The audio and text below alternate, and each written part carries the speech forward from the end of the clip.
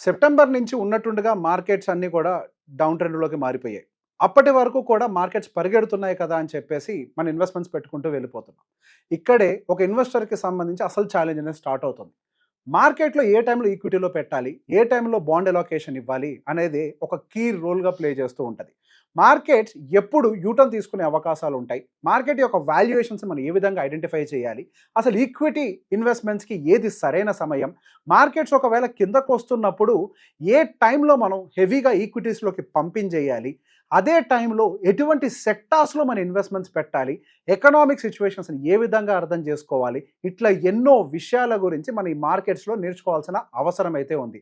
ఇక్కడ మనం మే 24, 25 తారీఖున సాయంత్రం 6 గంటల నుంచి 9 గంటల వరకు మనం ఒక వెబినార్‌ని కండక్ట్ చేయబోతున్నాం. ఆ వెబినార్ కోసం రిజిస్టర్ చేసుకోవడానికి కింద కనపడుతున్నటువంటి డిస్‌ప్లే అవుతున్నటువంటి నంబర్‌కి కాల్ చేసి వెంటనే రిజిస్టర్ చేసుకోండి.